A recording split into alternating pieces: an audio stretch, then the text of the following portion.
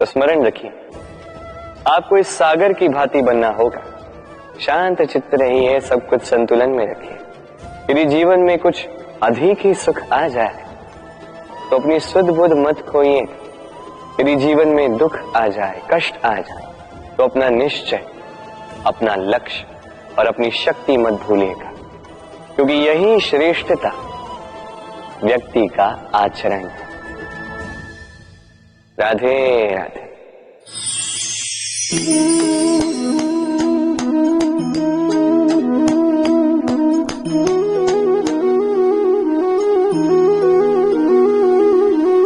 आप सोच रहे होंगे कि मैं कर क्या रहा। मैंने सुना कि चट्टानों में जो है रत्न पाए जाते, वही ढूंढ रहा था।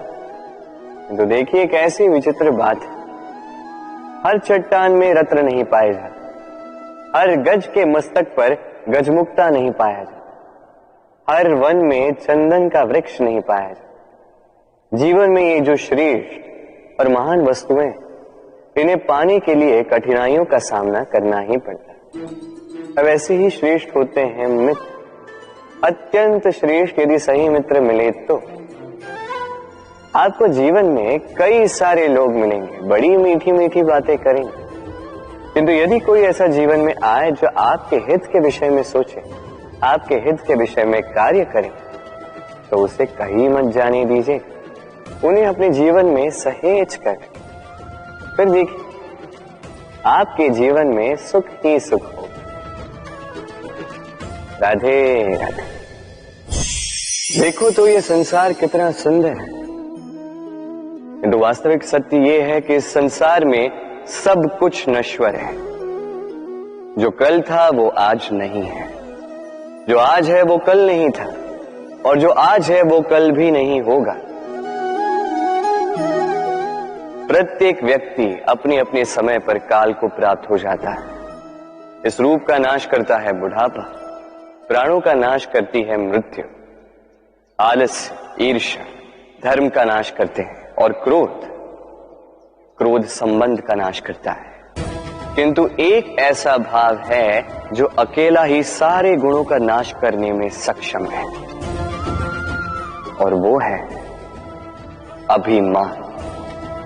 इसलिए ज्ञान को स्वयं के पास आने दीजिए, किंतु अभिमान को कदापि नहीं, क्योंकि यदि ये अभिमान आपके पास आ गया तो जीवन में जो कुछ भी आपने अर्जित किया है, चाहे वो गुण हो, चाहे वो धन हो, चाहे वो मित्र हो, चाहे वो आनंद, सबका नाश हो जाएगा। राधे राधे। इस पुष्प को देख रहे हैं,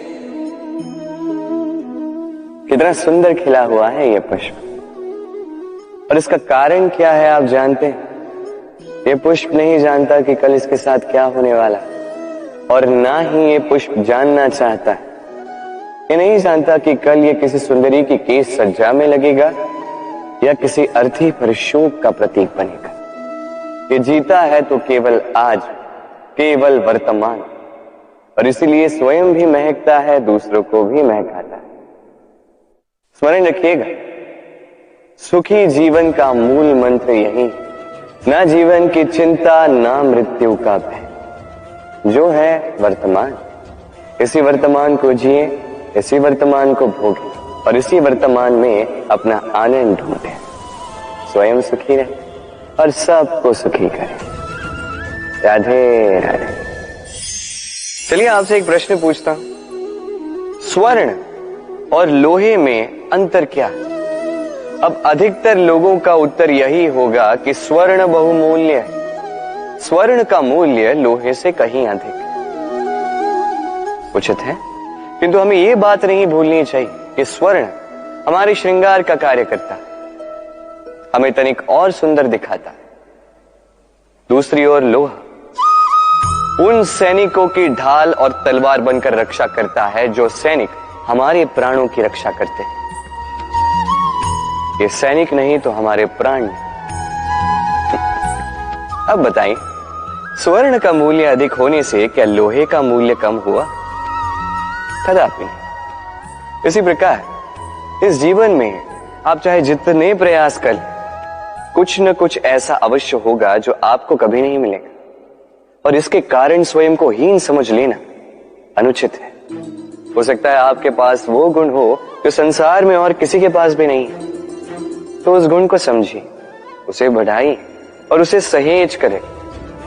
स्मरण रखिए, संसार में प्रत्येक व्यक्ति विशेष होता है और संसार में सभी को सब कुछ नहीं मिलता। स्वयं देख लीजिए, स्वर्ण को जिस दुकान में सहेज कर रखा जाता है, उस दुकान के ताले लोहे से ही बने। वर्षा के ऋतु में जब भयानक वर्षा होती है, तीव्र गति से वायु चलती है, तब अक्सर आपने देखा होगा ये पक्षियां, इनके घोंसले अक्सर टूट जाते हैं, नष्ट हो जाते हैं। किंतु क्या कभी आपने इन पक्षियों को विलाप करते हुए देखा है? कभी नहीं। जैसे ही वर्षा रुकती है, ये पुनः तिनका तिनका जोड़कर अपना घोंसला पुनः बना ही देते हैं, अपना संसार वैसा बना देते हैं जैसा पहले था। और ऐसा क्यों? क्योंकि इस चक्रवात के कार्य से इन पक्षियों को कोई लेना देना है ही नहीं। वो तो बस वो करते हैं जो उनके हाथ में है। और यही है सुखी जीवन का मूल मंत्र। जो आपके वश में नहीं, उस पर विलाप करके कोई लाभ नहीं होगा।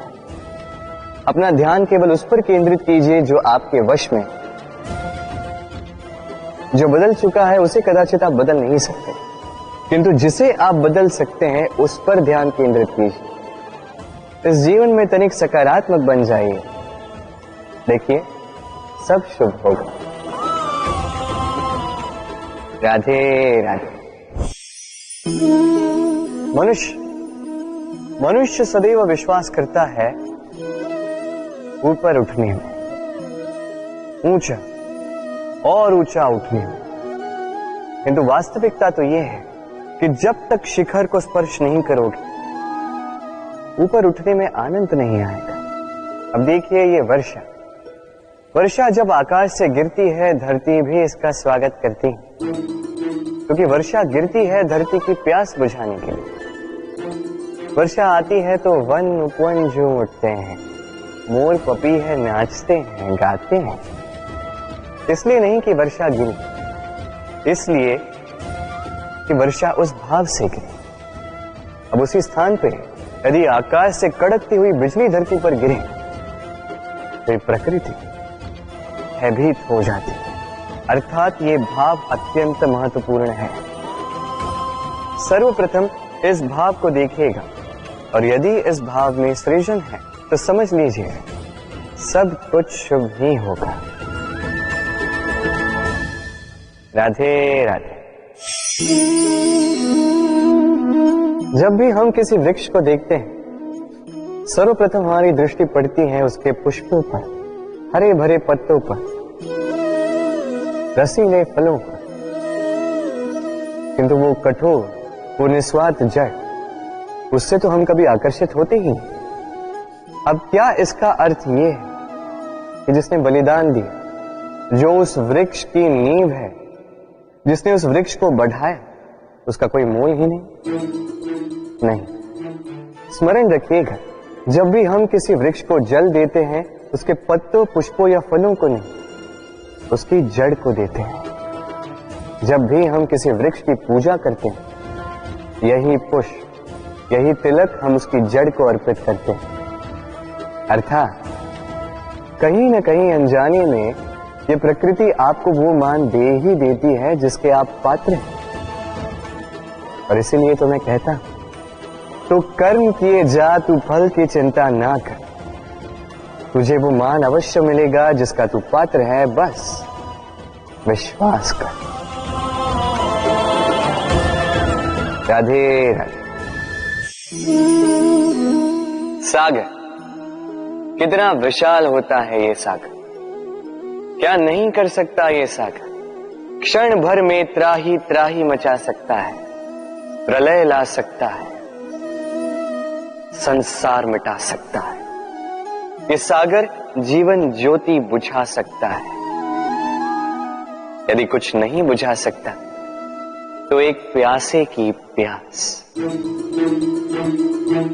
दूसरी ओर ये गागर इतनी छोटी है कि गोपियां एक साथ 10-10 लेकर चल सकती हैं, किंतु यही छोटी गागर 20 की प्यास बुझा सकती है। अब बताइए, जल सागर में भी है और गागर में भी, फिर इतना अंतर क्यों? यहां पे अंतर है तो भाव के स्वभाव में। एक माटी में मीठा जल संजो कर रखती है तो दूसरा अपने खारे पानी से किसी को भी माटी में मिला सकता है। आप क्या बनना चाहेंगे? सागर का खारा पानी बनकर किसी की आस बुझाना चाहेंगे या मीठी गागर बनकर किसी की प्यास बुझाना चाहेंगे? निर्णय आपका है। राधे राधे।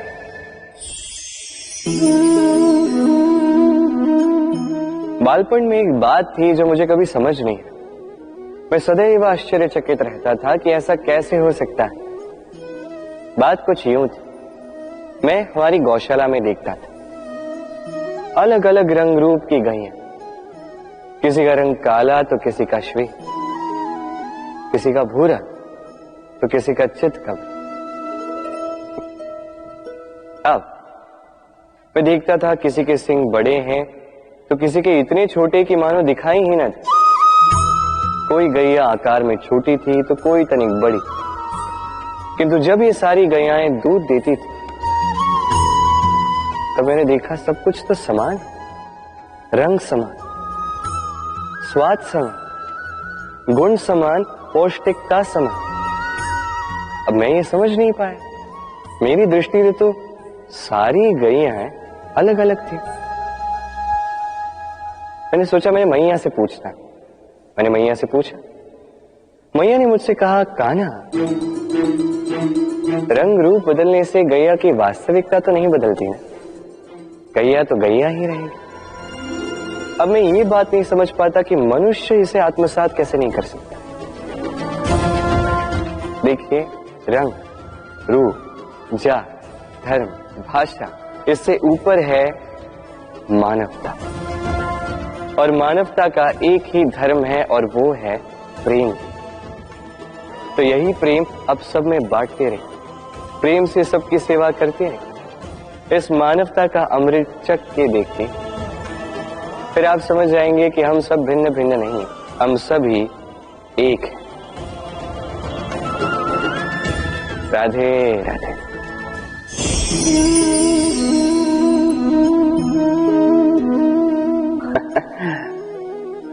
मेरे मन में अभी अभी एक विचार आया, क्या आप भी ऐसा सोचते हैं कि ऐसा क्यों होता है?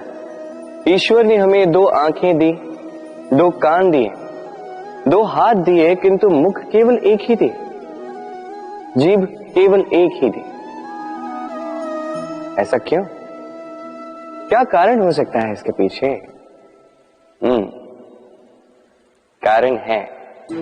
कारण ये है कि ईश्वर चाहते हैं कि हम देखें अधिक, सुने अधिक, कार्य अधिक करें, बोले कम। अब यदि आप गौर से सोचेंगे तो इसमें भी हमारी जीभ को अत्यंत कोमल बनाया गया है ताकि इन कठोर दांतों के मध्य में ये बड़ी सरलता से रह सके। अब इसके पीछे भी कोई कारण है। हमारे शब्द और हमारी वाणी भी इसी प्रकार कोमल और सरल होनी चाहिए। स्मरण रखिए, यदि इस मुख से शब्द कठोर निकलेंगे तो इसके परिणाम भी कठोर ही होंगे।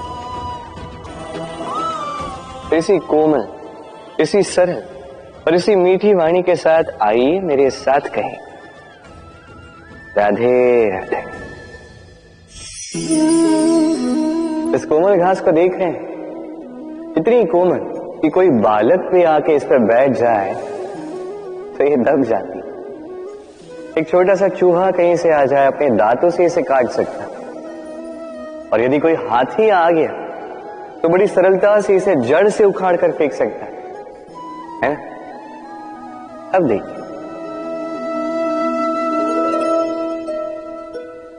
मैंने इसी घास को गूंथ कर एक रस्सी बनाई, और अब वही कोमल घास एक शक्तिशाली बंधन में परिवर्तित हो चुका।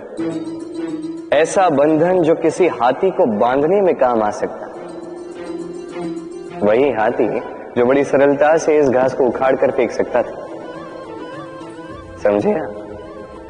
इसी रस्सी की भांति यदि एक साथ रहोगे, एक दूसरे की सहायता करोगे, साथ निभाओगे, तो कितनी भी बड़ी समस्या क्यों ना, उसका हल बड़ी सरलता से आप निकाल पाओ।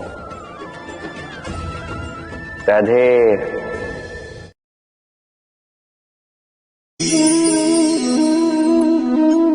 कैसे हैं आप? पूछने का कारण ये कि आज के समय में आसपास किसी भी देख लो, दुखी, व्याकुल, सोचता है कि संसार में सबसे अधिक दुख उसी के जीवन में, सबसे अधिक समस्याएं उसी के जीवन में। संसार में ऐसा कोई व्यक्ति नहीं जिसके जीवन में समस्या नहीं, और संसार में ऐसी कोई समस्या नहीं जिसका हल मनुष्य के पास नहीं। किंतु उस हल को खोजने के लिए अपनी बुझाओं को खोलकर जीवन में आगे बढ़ना होता है, साहस से आगे बढ़ना होता है। किंतु कुछ लोग क्या करते हैं, अपने माथे पर हाथ रख के किसी कोने में बैठकर निराश होकर अपने भाग्य को कोसते हैं। नहीं, ये कभी मत कीजिए।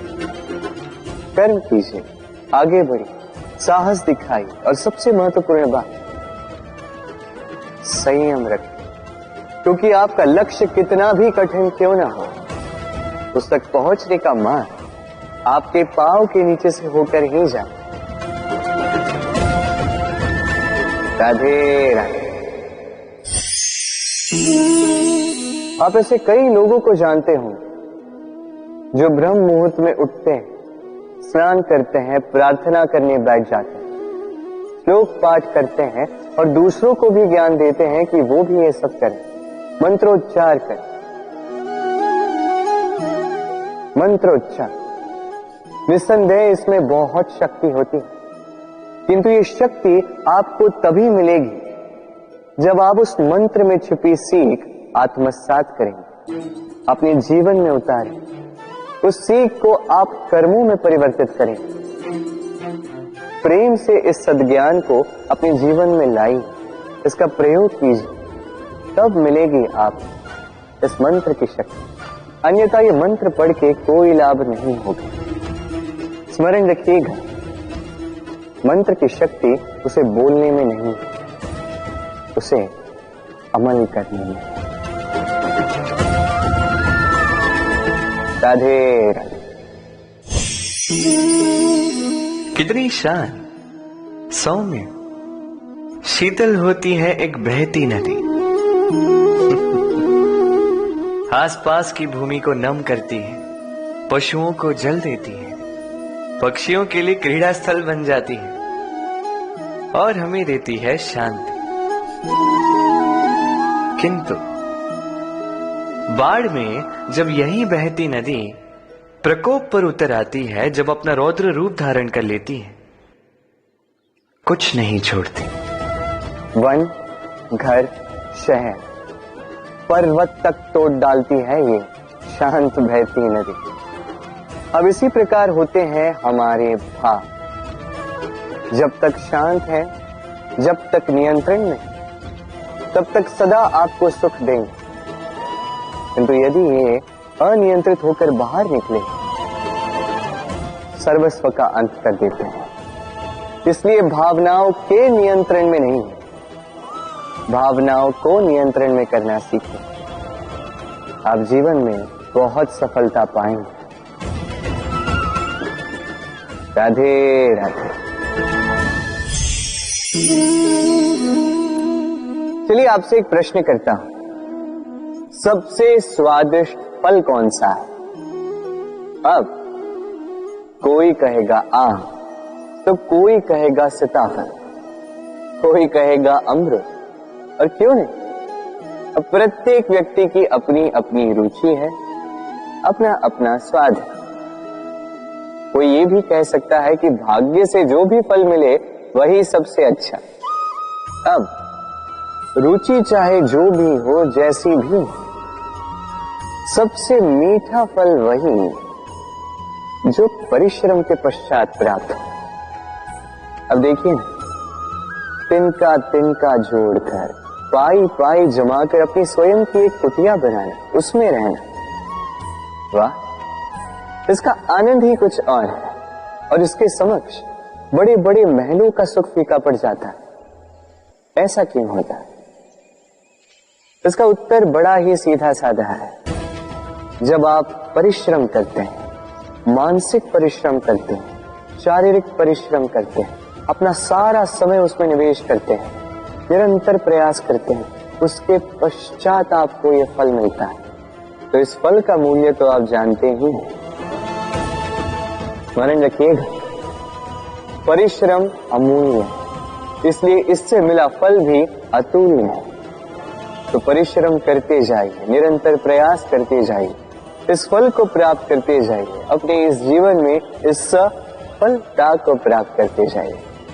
और मेरे साथ प्रेम से कहिए, राधे राधे। लोग कहते हैं संगठन में बहुत शक्ति होती है, और सत्य कहते हैं।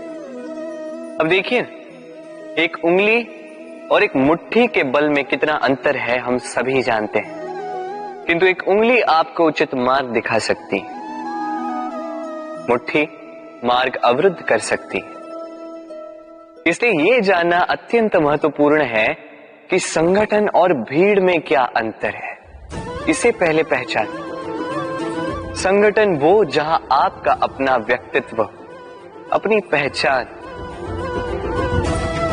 केवल शक्ति पाने के लिए भीड़ का भाग बन जाना ठीक नहीं, क्योंकि ये भीड़ भले ही आपको शक्ति दे, किंतु आपसे आपकी पहचान छीन लेती है। इसलिए संगठन में रहिए, किंतु अपने व्यक्तित्व को, अपनी पहचान को, इसे कभी मत खोइएगा। राधे राधे। क्रोध, क्रोध क्या है कौन नहीं जानता। हर आयु, हर वर्ग, हर श्रेणी के व्यक्ति को क्रोध का अनुभव हो चुका है। बल्कि किसी किसी का तो परिचय ही इसी प्रकार दिया जाता है कि ये व्यक्ति अत्यंत क्रोधी है, इससे तनिक बच के ही रहना। अब क्रोध क्या है हम सभी जानते हैं, किंतु ये क्रोध कर क्या सकता है ये बहुत कम लोग जानते हैं। क्रोध कुछ इस प्रकार है, किसी जलते हुए अंगारे को पकड़ना और किसी और की ओर फेंकना। अब इसके पीछे आपकी मंशा होती है सामने वाले को जलाने की, किंतु उससे पहले तो आपके स्वयं के हाथ जल जाते हैं। तो स्मरण रखिएगा, जब भी आप किसी और पर क्रोध करते हैं, सर्वप्रथम वो आपके विनाश का कारण बनता है। मैं कहता हूं, जब इस संसार में करने के लिए प्रेम है तो क्रोध करना ही क्यों। प्रेम कीजिए, यही प्रेम सब में बांटिए, और इसी प्रेम के साथ कहेंगे राधे राधे। भय, ये भय सदैव मनुष्य के साथ ही रहता है। कुछ खो देने का भय, जो पा लिया उसे खो देने का भय, अब जिसके हम निकट हैं उसके दूर चले जाने का भय, जो हमारा है हमसे छिन जाने का भय। अब मनुष्य सारा जीवन व्यतीत कर देता है इस भय की छाया में। किंतु क्या कभी आपने ये सोचा है कि ये भय हमें क्यों लगता है? ये भय हमें इसलिए लगता है क्योंकि हम उस व्यक्ति, उस भाव, उस वस्तु को स्वयं से समेट कर रखते हैं। हम स्वयं उसे इतनी शक्ति दे देते हैं कि वो जब चाहे तब हमें छोड़कर जा सकता है, हमें कष्ट पहुंचा सकता है। किंतु यदि हम उस भाव, उस व्यक्ति, उस वस्तु से निर्लिप्त रहें, उसके आकर्षण से हम मुक्त हो जाएं, तो ना ही वो हमें छोड़कर जा सकता है, ना ही हमें कष्ट पहुंचा सकता है। इसलिए स्वतंत्र रहिएगा और सबको स्वतंत्र रखिएगा, प्रेम को भी। राधे राधे। अस्तो मां सत्कमे तमसो मां ज्योतिर्गमे मृत्युर्मां मृतम गमय। कभी आपने सोचा है काला रंग ना होता तो क्या श्वेत रंग आपको भाता? रात्रि का अंधकार ना होता तो सूर्य प्रकाश का अर्थ हमें समझ आता? ये थकान ना होती तो क्या विश्राम का अर्थ हम समझ पाते? ये भूख ना होती तो क्या इन स्वादिष्ट व्यंजनों का अर्थ हम समझ पाते? क्या इन सब का आनंद हम ले पाते? स्मरण रखिएगा, इस संसार में कोई भी भाव या वस्तु बुरी नहीं। यदि आप मानते हैं कि बुरी है तो किसी कारण से ये बुराई आवश्यक है, अन्यथा ईश्वर इसे हमारे संसार में रखते ही। इस बुराई का उद्देश्य है हमें अच्छाई का आभास करवाना, ताकि हम अच्छाई में अपना लक्ष्य साध सकें। इसलिए बुरों से कभी घृणा मत कीजिएगा, ये तो केवल भलाई की आवश्यकता के जनक है। उन्हें भले में परिवर्तित कीजिए, असत्य से सत्य की ओर ले जाए, अंधकार से प्रकाश की ओर ले जाए, मृत्यु से अमरत्व की ओर ले जाइए, किंतु प्रेम के पथ से। राधे राधे। अक्सर हमारे पास एक बहाना होता है, एक खींच होती है कि संसार में हम करें तो क्या करें, जो हम करना चाहते हैं वो पहले ही कोई कर चुका है, हमारे पास तो कुछ करने के लिए ही नहीं है। यदि आपको उदाहरण दूं तो इन पूजा की थालियों को देखिए, पहले से ही सब कुछ सज्ज करके रख दिया गया है। अब ऐसे में हम सोचते हैं कि करना क्या शेष है, सब कुछ तो पहले ही हो चुका है। अब यहाँ पे समस्या कर्तव्य में नहीं है, यहाँ समस्या हमारी सोच में है। हम ये सोचने में समय व्यतीत करते हैं कि क्या हो चुका है। हमें ये सोचना चाहिए कि क्या करना अब भी शेष है जिसमें हम अपना योगदान दे सकते हैं।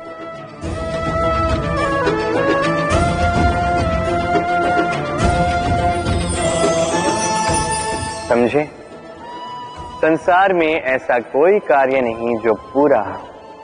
आप सदैव उसे आगे बढ़ाने के लिए प्रयास कर सकते हैं, आप उस कार्य को और श्रेष्ठ बना सकते हैं। बस आवश्यकता है तो सकारात्मकता की। राधे राधे।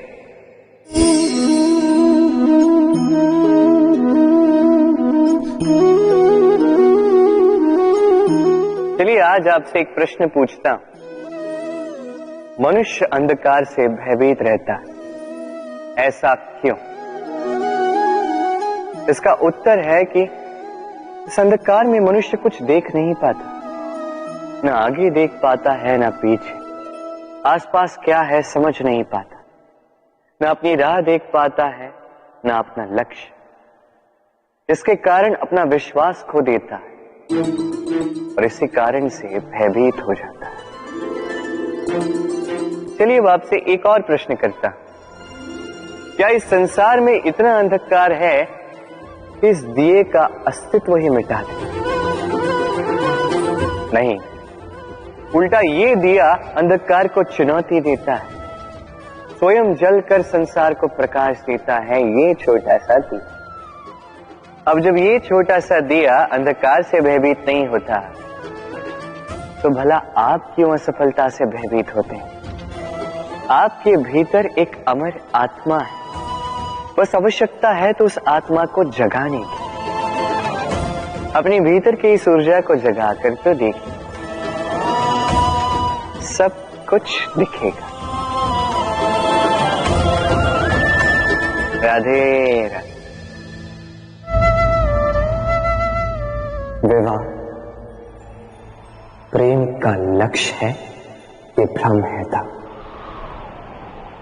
और इसीलिए मनुष्य सदैव ये भूल कर बैठता है, सोचता है कि विवाह ही प्रेम का लक्ष्य है। मनुष्य प्रेम को पाना ही प्रेम समझ लेता है।